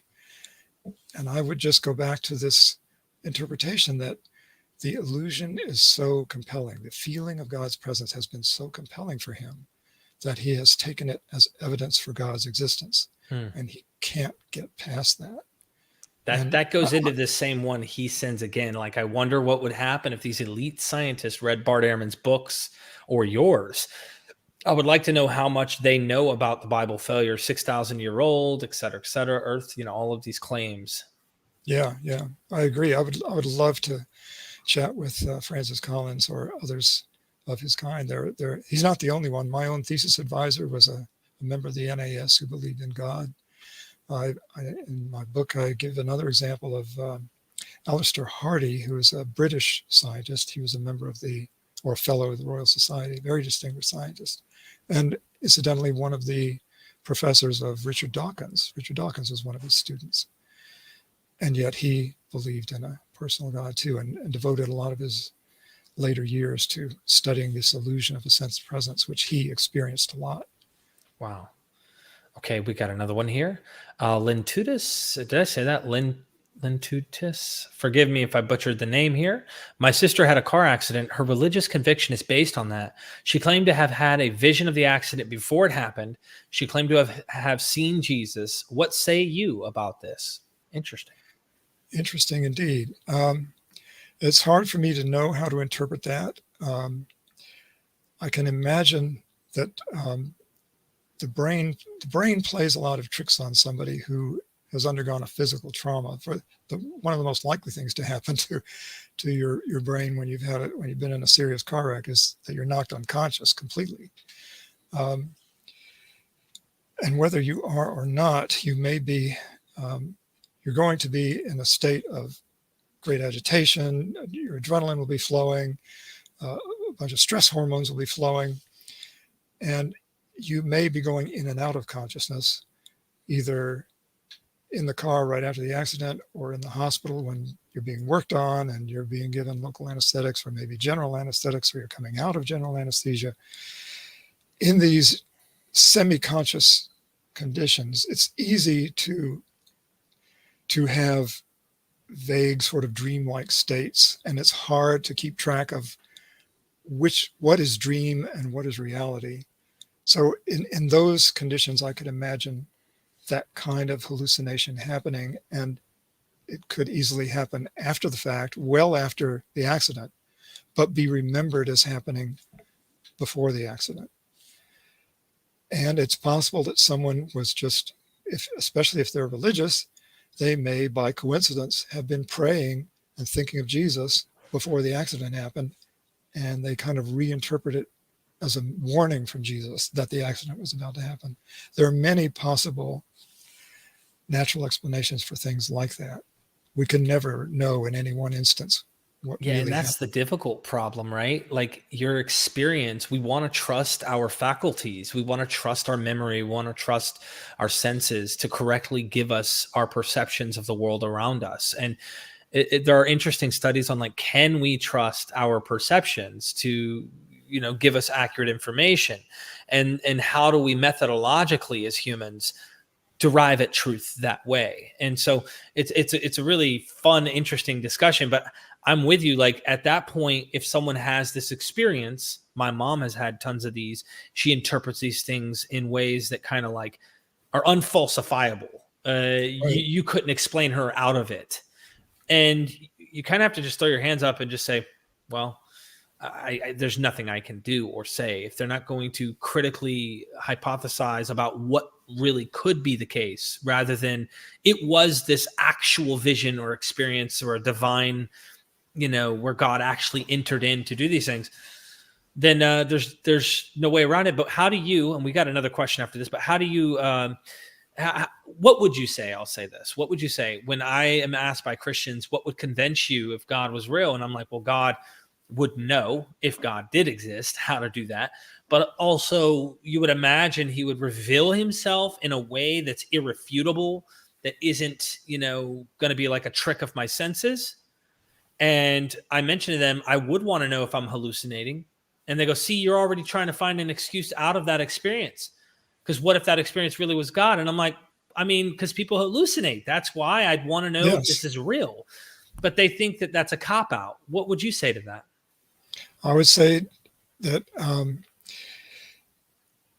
the people do hallucinate all the time. It happens all the time. And I think Richard Dawkins said this in one place in his book. I've read it from some freethinker anyway, that if they had, it may have been Sam Harris, if you have this compelling vision of Jesus descending from the clouds or Allah or whatever, Vishnu, some God from some religion shows up and in booming voice proclaims that he is Vishnu and I am the creator and I am the one true God, and here's why you need to start worshiping me and following my rules and doing what I tell you. If I had that in isolation, the most probable explanation of that is that I'm hallucinating. Mm-hmm. Either I dreamed it when I was asleep, or I'm tipping over into schizophrenia and I'm hallucinating for that reason, or I got a bump on the head, or I've got a tumor growing in my visual cortex. Something like that is far more probable than the appearance of this supernatural being. Now, to your question of what would it take, or to the Christian's question of what would it take to convince me that God is real, if that were not a personal hallucination, but something that everyone on earth witnessed, and all of the news channels were reporting it, and there was videotape of it, and this Vishnu God was performing true miracles. One of my favorite miracles that I would love to see a God do is to show up and say, it was not my will that the terrorists destroy the World Trade Center. So I'm going to undo that miraculously, and this will prove to you that I am God. And suddenly, poof, there's the Twin Towers. Everyone who was in it that day and died is in their cubicle, alive and well. The two airplanes are on the ground on a runway somewhere, haven't taken off. All the people in them are alive and healthy. And we can go and interview them and actually tour the Twin Towers ourselves as proof of this miracle. That would get my attention. Scientists all over the world would have to start taking this religion very seriously, have to start taking this God very seriously. Wow. But nothing. But so there's a good test that I can come up with. Oh, there's probably Miracles. so many too you could probably come up with, but yeah. Yeah. So something like that would get me interested and get me to take it seriously. But I haven't seen anything remotely like that. We don't live in a world of magic. Magic isn't real. There are natural explanations for just about anything that we come in contact with. Well put. Well put. JC, thank you for that super chat. Where would a patriarchal alpha male god image or filling fit in this neonatal neurobiological hypothesis? Thanks for the thought-provoking presentation. We'll get the books. Great question. And the answer is fairly simple. The short answer is that it comes from the alpha male patriarchal god comes from the social root of religion. That's the God that most anthropologists and psychologists have studied. There's some great literature on that. One favorite book of mine is called Alpha God, in fact. And another one is called Big Gods. That's a fascinating literature. So the social aspects is the patriarchal system socially. And this is where the two-faced God point comes up, is like we're borrowing from both to try and make sense of God. Both sources of intuition are present in our minds at the same time. And these two dimensions of God, these two aspects of God, the loving, nurturing, unconditionally loving, forgiving God, and the dangerous, threatening, judgmental, punishing alpha male God, both of them are there. And it's hard to have a religion that emphasizes only one and eliminates the other, although religions have tried. There's a spiritual belief system that's grown up around a book called The Course in Miracles. Oprah Winfrey is a devotee of this, and it's sort of a new age belief system. I have a friend who's very much a devotee of it. And there they try, the book tries and the followers try to downplay or eliminate this patriarchal, authoritarian, judgmental God.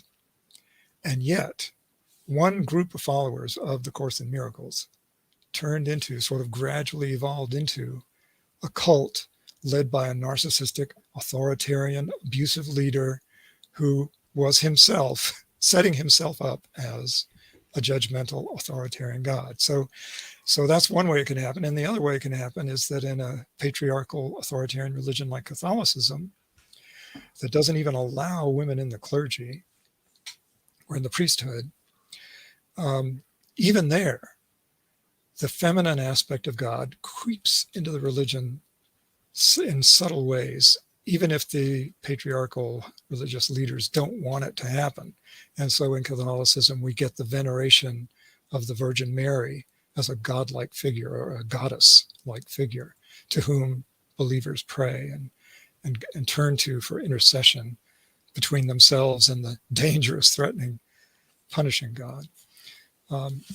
So that happens again and again. You get both roots of religion kind of competing against one another, and it's really hard for them to be purged from a religion. There's so many things about your hypothesis that makes me want to re-examine, like Marcion, right? Who talked about the God of the Jews was evil. This can't be the creator. He says he's the creator of this demiurge, but that the God of Jesus is love. And he saw that dichotomy and he went with the neonatal rather than going with the societies or the tradition of God as well known in scripture. So he has like how he's interpreting theologically all of this is evident that he's going with one side rather than the other. And the Catholic Church is trying to do both and trying to keep both together. But I find this such a fascinating topic that you bring up. Great question, JS. And in fact, I had the same question myself, and you touched on this in previous interviews, but this one you went really deep. So I thank you for that. Continuing with Q&A. Are you cool with continuing? Sure. If you've got more questions, sure. Yeah. I have more questions. Cheryl Lyle, thank you for being a member. I appreciate the support. Just joined recently. If you had a face-to-face with William Lane Craig, what would you tell him about his certainty of God and Christianity? I guess the main point I would make is sort of the one I was making with Francis Collins, which is, okay, if your way of judging truth is these subjective internal feelings, that because you have sensed this presence, what you interpret as the Holy Spirit, if you've personally experienced the presence of the Holy Spirit, and that convinces you, that gives you incontrovertible evidence that God is real, that Christianity, not just God, but Christianity is true. First of all, you're not being scientific.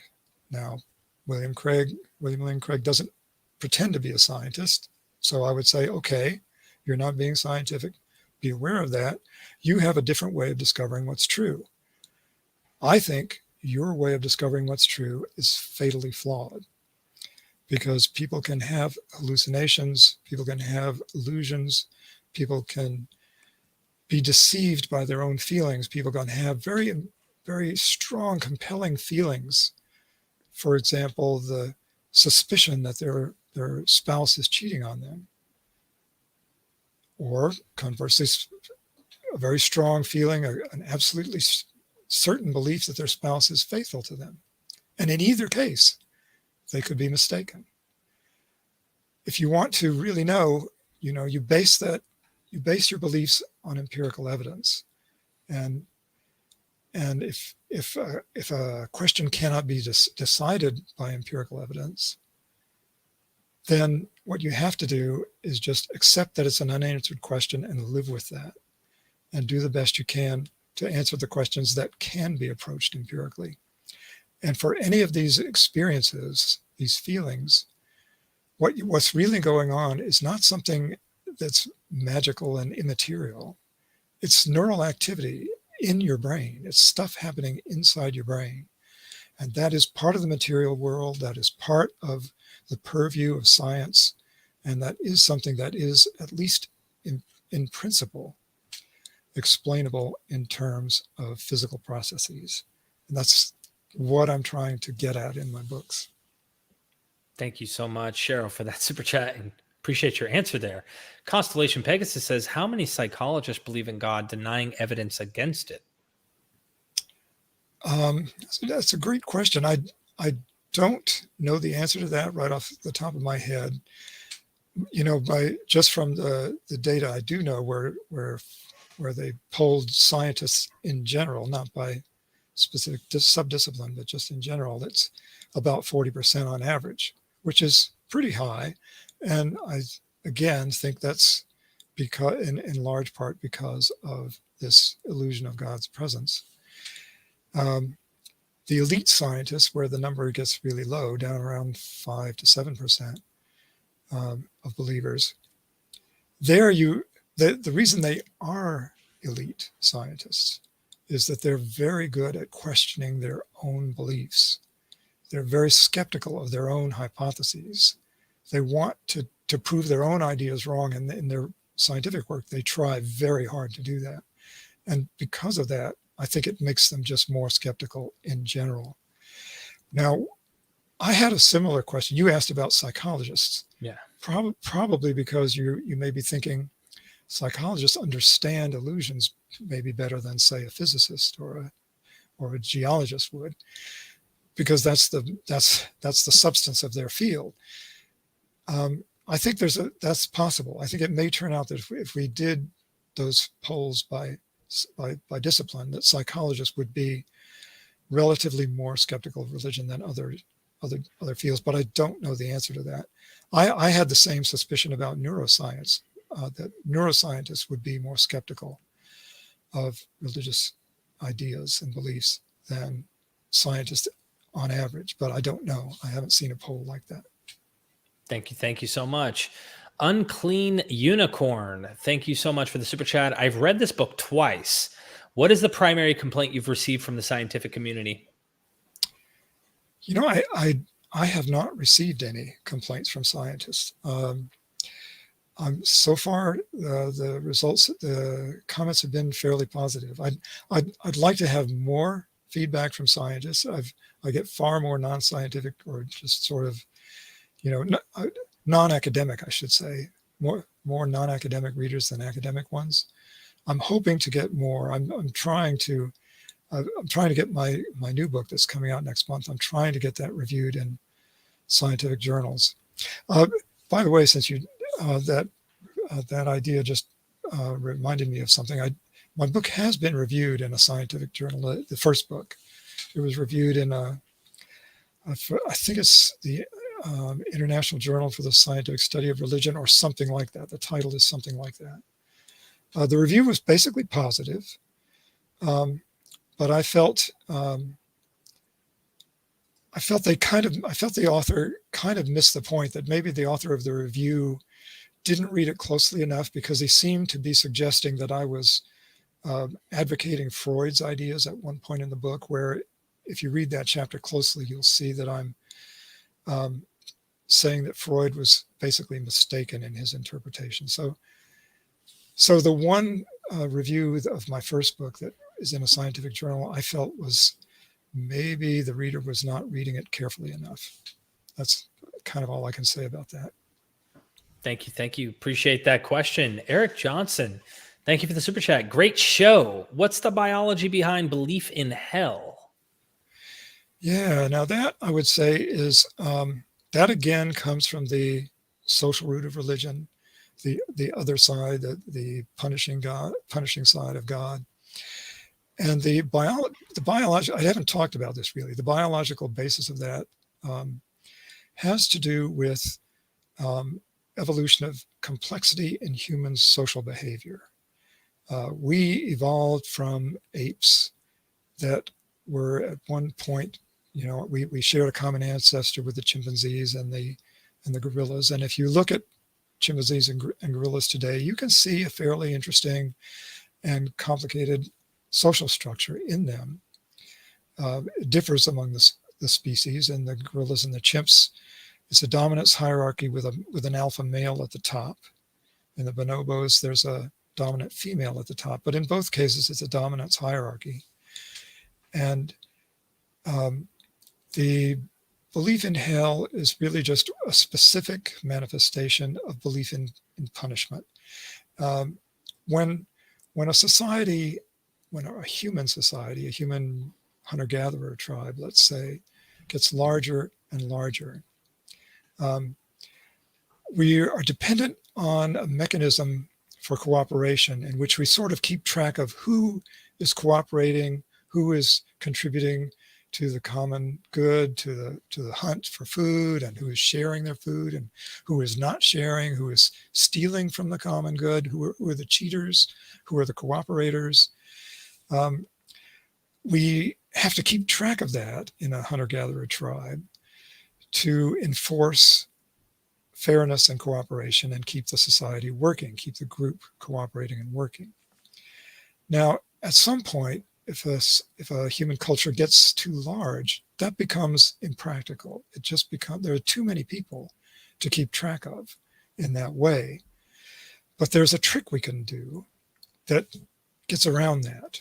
If we invent a religion where there's an omniscient and omnipotent God who sees what everyone does and who punishes cheaters and rewards people who cooperate, then we don't need to do all this bookkeeping about who's cooperating and who's cheating. Then all we have to do is make sure that people who claim to believe in this God seriously really do believe it. And we can prove that by having this God or the religion demand costly, painful sacrifices as proof of your belief. If you're willing to have the skin of your penis sliced with a dull, knife, then that's pretty good. That's pretty good proof that you're taking the religion seriously. So that's, first of all, where rituals of sacrifice come from in religions. And it's also where this belief in a God of, reward and punishment comes from. And that's the best idea I know of, the best biological idea for how this evolved, how this kind of religiousness serves the evolution of complexity in human social behavior. Now, most societies today are well beyond that. We have other means of, keeping track of people and keeping the society working. We have laws, we have police, we have courts, we have rules. We have all kinds of things to handle it much better now. But at some point there was this transition time where this kind of religiousness was beneficial for our social behavior. That's the biological hypothesis for that. I really like this question, and I love your response. And you can get into the details, of course, like why fire, maybe the region, maybe we get back into that social side. The environment plays a role. They see volcanoes, or they see gas pits where fire comes out of the earth. Maybe this is the start of inventing this, maybe in Persia, where Zoroaster and their particular religion of a lava type lake, which influences Second Temple Jews. And then later Christianity, of course. But what also gets me is you can find ice hells in some areas of the world or whatever. So you want to freeze to death? We've got punishment for you. I also, you know of the mentalist Darren Brown. He's an atheist. He's also a magician. I don't think I've seen him. I want to give people a plug here. I'm putting it in the comments section. I've mentioned this video before when I did my initial response to William Lane Craig about his lowering the epistemic bar. And if there's 1 in a million chance that Christianity could be true, you should believe it. Like he literally says this. It's almost one of the most revelatory. He says things like this in the past, but he put it all in like a 2-minute package. It was the most amazing confession coming from him on what really I think boils down to his epistemic reality of Christianity and how he comes to believe. This video right here, they did an experiment before they ended up having everybody in there come into his studio and explain to them what happened. They're supposed to like take like that, you know, that game you used to play where you dissect the human and it buzzes when you hit the wall, and yes. You're supposed to be honest. In this case, they're supposed to take this ring and go around this, and if they touch the wall, it buzzes, and they're supposed to tap this thing to let the thing know, like, hey, I hit the wall. And before the participants came in, they tell them on a certain social group, they tell them that this little chair over there is haunted. And that like supposedly this chair, and he plays it like kind of skeptical. Supposedly this chair, like the person died in it, and then like the house was haunted with this person that's always been in this chair, and they said it's like watching all the time. Then in the other social group, the chair is there, but they never mentioned anything about a ghost. Every single participant in the group that was told, whether they thought it was true or not, it did not matter. They believed that something was watching them subconsciously. And yes, they all were honest. Not a single one of them lied about the buzzer hitting the wall. In the other group, nobody was watching when, mind you, the person left the room. Oh, I got to go to the bathroom. I'll be right back. The other group, 3 out of the 4 lied. And in the group that they thought this chair was haunted, when they left the room, they were honest all the way through. It's worth watching it. I think I posted it in the chat, but it's in the vein of what we're talking about today. So yeah, very much so. Fascinating. Yeah, I love those kind of experiments that help us. Scott Duke, do your studies into the brain give you any appreciation for Carl Jung, or was he just engaging in pure speculation?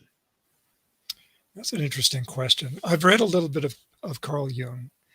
In fact, he had a book specifically about religion. I read that entirely, and I had trouble with him. He seems to contradict himself in places. I had a hard time understanding how much he personally believed in the existence of God after I had read his book about religion. You can find passages in there that will convince you either direction. What I like about Jung's ideas are he's very good, I think, at picking out what he calls archetypes, things that humans seem to easily conjure up images of, or they're sort of patterns of thought or intuitions, maybe is the right word to use for it. Intuitions that humans tend to have that could easily be explained as being innate, being evolved, having a biological root behind them. Although Jung doesn't really do that exactly. He, for example, uses the phrase collective unconscious for these kinds of intuitions that seem to be universal, that all cultures have, these feelings the kinds of feelings we've been talking about, the kinds of feelings that there must exist some kind of super being out there somewhere. Every culture has some version of that. When he says collective unconscious, you can take that to mean, and some New Age types easily do, take it to mean that our existence as individual, separate conscious minds is an illusion, and that our conscious, what we think of as our ego or our conscious mind, is just a little bubble coming out of some ocean of consciousness, and that this ocean of consciousness is what's real. That's the basis of reality. And consciousness is like a fluid, and there's a universal consciousness, and you can think of that universal consciousness as God, and all of our minds share or tap into this universal consciousness. And the reason that we all have these intuitions about this existence, the existence of this other being, is that we all are getting that from this source. We are all connected to each other through this universal mind. Okay, so you can extrapolate from that. You can go on with that. You can say, okay, well then that would explain psychic powers. That would explain mental telepathy, where all of our minds are connected. We're all actually part of the same mind. So of course we can read each other's thoughts because they are the thoughts of one mind. The problem is that those things don't stand up to empirical testing. They don't stand up to scientific scrutiny. Certainly the psychic communication, the telepathy, that stuff does not hold up well. So if that's how you interpret Jung, then I'm not willing to go there. I don't go that far. But I do think Jung has very good feelings for psyching out human intuitions, the things that the human mind naturally is drawn to and cares about and fixates on. Thank you for that response. And then thank you for the super sticker, the Canaanite. Really appreciate that support. If there's anything that you feel like you would like to mention about the studies that you did today, if you don't mind, now would be the perfect time to do so while I plug your books for a moment. Sure. Well, all I would say is that I think my background is in neuroethology, which is it combines the kind of behavioral studies that I talked about early in the book with, the studies of the herring gull pecking at the mother's bill. That's ethology. That's a completely behavioral approach. Neuroethology tries to combine that with studies of the brain. And the first book that I did was mostly an ethological or behavioral approach to religiousness. My second book, which is coming out in October, is mostly a neuro approach, a brain science approach to religiousness. They're kind of two sides of the same coin for someone who did his PhD in a neuroethology lab. But it's important to do the behavioral part first and make sure you sort of understand that as best you can before you start trying to explore what parts of the brain are important in it. So that's kind of the rationale between the two separate books. Thank you so much. I definitely really appreciate your time today. One thing I realized after all of our presentation is I did not give your bio. So I went right past the bio. John C. Wathey is a retired computational biologist whose interests include evolutionary algorithms, the biology of nervous systems, and electoral reform. He got his PhD in neurosciences at UC San Diego and has spent most of his career working on computer simulations of protein folding. His first book, of course, The Illusion of God's Presence, explores the evolution of the emotions and intuitions behind religious belief, emphasizing behavioral and psychological research. His latest book is The Phantom God, What Neuroscience Reveals About the Compulsion to Believe.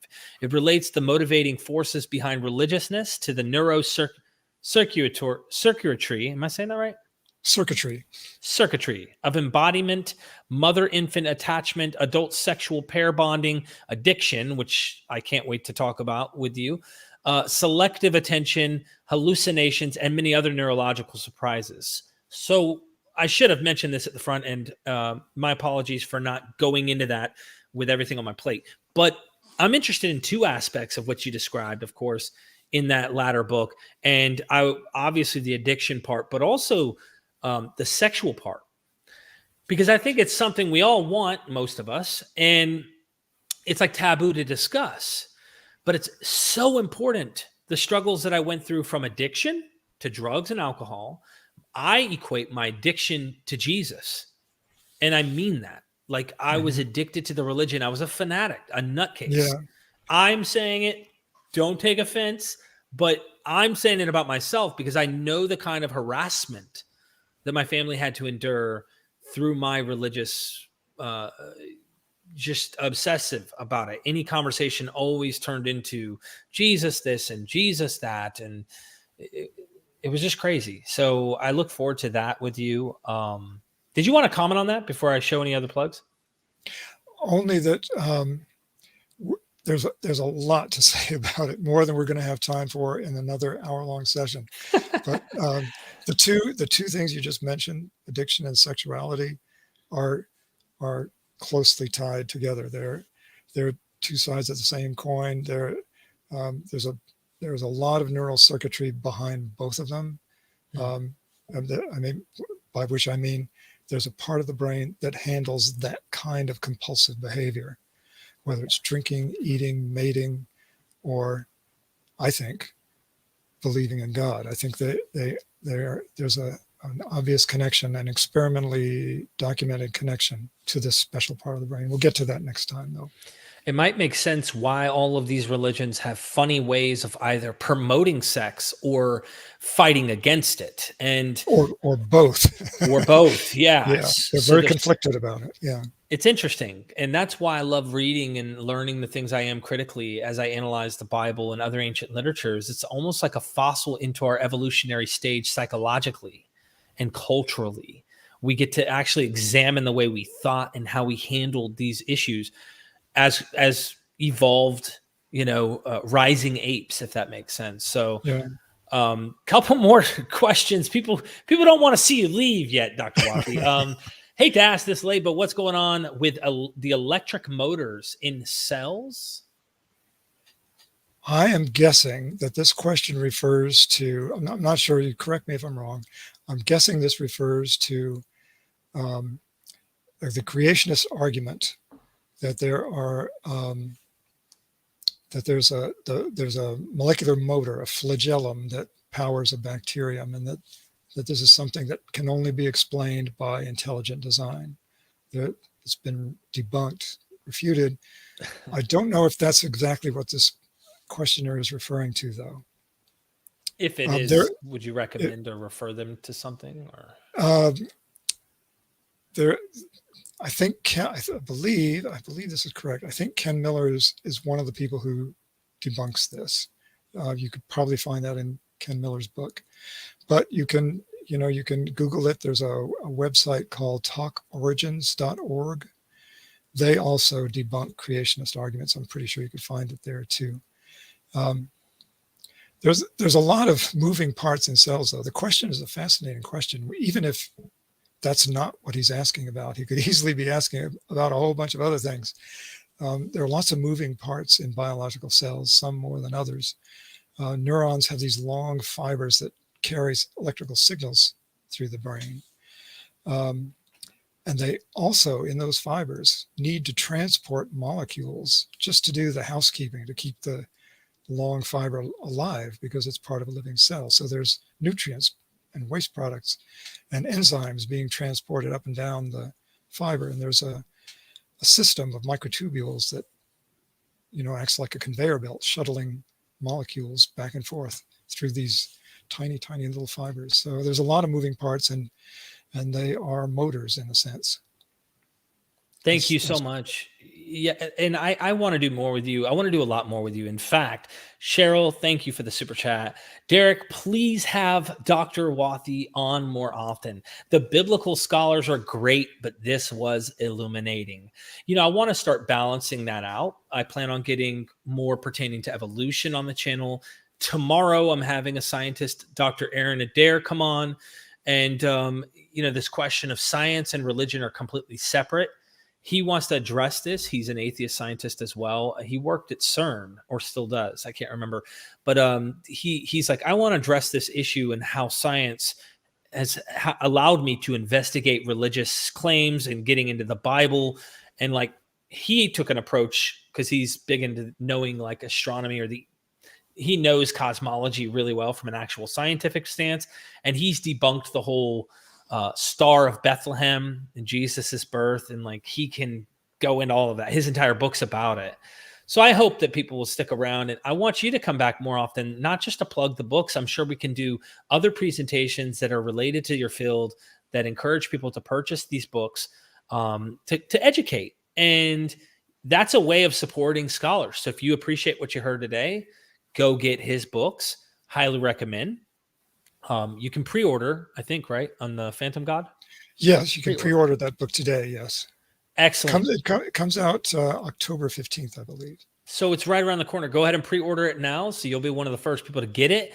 And we will be doing a show, maybe, we can obviously launch a show immediately when this is out, or we can do one leading up to it. It's up to you, Dr. Wathey, what you prefer. But I really want to get people to wrap their heads around this, because this is what made me feel freedom, not feeling any burden, understanding the natural world that is what it is. We have to live with it.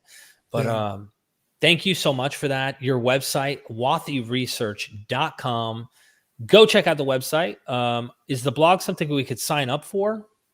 The blog is just occasional articles that I write. I'm not a prolific blogger. Every once in a while, when something moves me, I'll post something there. But I have, I write something maybe once every 6 months or so, but they're a little different. They're not all about religion. So they'll show you some of my other thoughts on other subjects. Excellent. Go check out his website. Also consider joining Myth Vision's Patreon. I'm making a trip actually later this week. If you want to help mitigate the traveling cost, I do have a GoFundMe there. I'm going to interview Paula Fredrickson, and she's a New Testament academic when it comes to Jesus studies. And I'm going to interview in person, 4K quality, high camera gear, the whole nine. So check out the Myth Vision Patreon. All that content will be early released there and then leaked out onto the YouTube world as time goes by. So you can sign up for as little as $3 a month, and you can buy the whole year up for 16% discount. It tells you the math. Go check it out. I also have the course on ancient Greek mysteries. Again, I said at the intro of this episode, early bird cost right now. There's 7 lecture course series here on the ancient Greek mysteries. And the final one we discuss is Christianity and the mystery cults, if you will, the mysteries. So there's a lot of language in Christianity that seems to be lifted from the zeitgeist, the milieu of the first century with other Greek mystery cults. And you got to ask yourself, why does Jesus look like Dionysus? Why is he called the true vine in the Gospel of John? That was a title given to Dionysus. The Bacchic mysteries. Why is he healing just like Asclepius? What's going on with this Jesus guy? Is this coming from the worldview of the other ancient Roman and Greek deities? Something to consider. I also have a bunch on Bart Ehrman, and that is down in the description as well. One of my favorites was the Genesis one, but all of them are great. Consider joining our membership program as well. I have to give you the last word, though, Dr. Wathey, because I always do a plug to let people know who are new watching our channel here that there are ways you can help us, and you can learn a lot more. I have hundreds of videos on Patreon, for example, that I've never made public that they can join. But tell us, any final words from you? I just want to say thank you for doing everything you're doing, putting these podcasts on. I told you earlier that I watched one where you were telling your deconversion story, and it was It was truly inspiring. I always admire people who have found their way out of religion and who are trying to make sense of it. So just thank you for doing that, and thanks for inviting me. Thank you. You had the words that explain the phenomena I'm trying to describe subjectively the best I could.